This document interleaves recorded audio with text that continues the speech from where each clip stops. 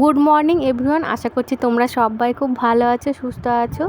সুচন্দ্রা জর্দার নতুন ব্লগে তোমাদের সবাইকে স্বাগত। যে যেখান থেকে আমার ব্লগটা দেখছো তাদের সবাইকে অসংখ্য ধন্যবাদ। তোমরা এইভাবেই আমার পাশে থেকো, সঙ্গে থেকো। তো রোজকারের মতো তোমাদের সবাইকে সঙ্গে করে নিয়ে চলে আসলাম কিছু গল্প করতে। কি করলাম না করলাম সারাদিন একটু তোমাদের সঙ্গে গল্প করব, শেয়ার করব। সবাইকে নিয়ে চলো শুরু করছি। তো সকালবেলায় উঠে আজকে বাসনগুলো মেজে নিলাম। আজকে আমাদের মাসে আসবে না, সেই জন্য সকাল সকালে উঠেছি। তারপর ধরো ছেলেদের স্কুল রয়েছে, রোজকারের যা কাজ থাকে এগুলো ধরো প্রত্যেক দিনের কাজ। তো বাসনগুলো পটাপট মেজে নিলাম।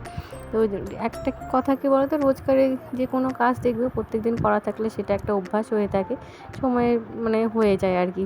আর মাঝে মাঝেগুলো করলে একটু অসুবিধা মনে হয় আর কি, যেটা হয়তো অনেকের হয় অনেকের হয় না। যাই হোক, তো এই মাজা ঘষা যদি প্রত্যেক দিন থাকে একরকম, তো মাসি যেদিন আসে না সেই দিনে ধরো মেজে ঘষে নিই।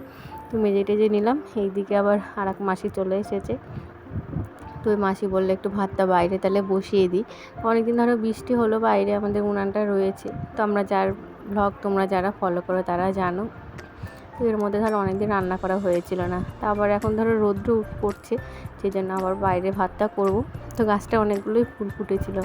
আমি তোমারই এখন যে অফিস টাইমে যে আগে আমরা বলতাম অফিস ফুল, এখন সেই গাছটার নাম হয়েছে পর্তুলিকা।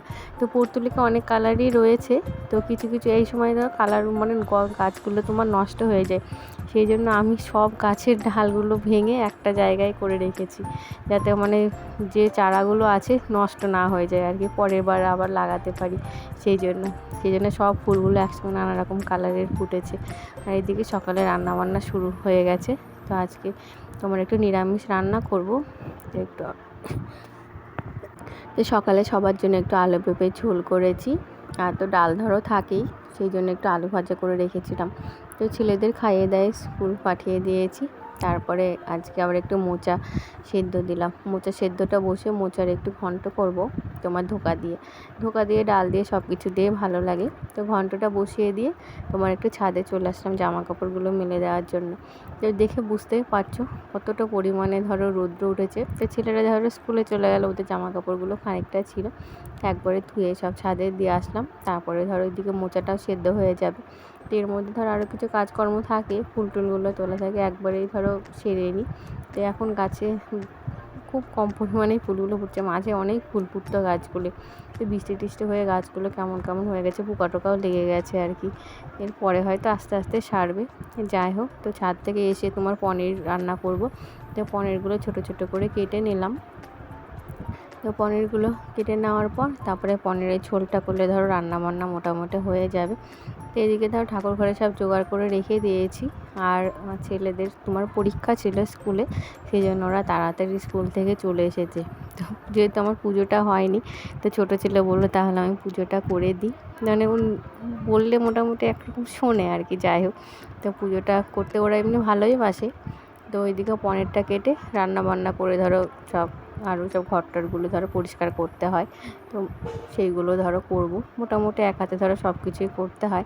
তারপরে ঘরটরগুলো মোছা রয়েছে, সব কিছু ধরো করে তারপরে ধরো চান টানগুলো করবো, অনেকটা দেরি হয়ে যাবে। সেই জন্য ছেলে বললো আমি তাহলে পুজোটা করে দিই। তো তোমার এইদিকে ধরো রান্নাবান্না চলছে। তা আমার ব্লগটা তোমাদের যদি একটু ভালো লাগে তাহলে একটু লাইক করো, কমেন্ট করো, আর কে কোথা থেকে দেখছো একটু জানিও, আর তোমরা কি দেখতে চাও একটু জানিও। তো এইদিকে ধরো পনিরটা আমি কাটতেই থাকছি। তো তোমাদের সঙ্গে অনেক গল্প করলাম, অনেক কিছু কথা শেয়ার করলাম। কিন্তু আজকের মতো এই পর্যন্তই।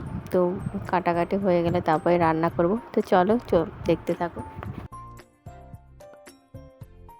রান্না ধরো মোটামুটি হয়ে গেছে, এই দেখো সব রান্না কমপ্লিট, মোচাটা করলে হয়ে যাবে।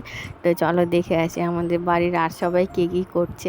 এই দেখো ছোটো ছেলে পুজোয় বসে গেছে, তো পুজো করছে। আর এইদিকে এই দেখো শাশুড়ি মা চান টান সব হয়ে গেছে। এখন তোমার মোটামুটি 2টো 2:30 বাজে। তো আমারও তো রান্না হয়ে গেল, এবার শাশুড়ি মাকে খেতে টেতে দেবো। তো একটু গল্প সল্প করলাম, শাশুড়ি মায়ের সঙ্গে কথা টথা বললাম।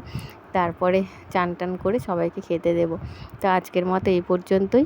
আমার ব্লগটা যদি একটু ভালো লেগে থাকে তাহলে একটু লাইক করো, কমেন্ট করো, নতুন বন্ধুরা চ্যানেলকে সাবস্ক্রাইব করো। সবাই খুব ভালো থেকো, টাটা।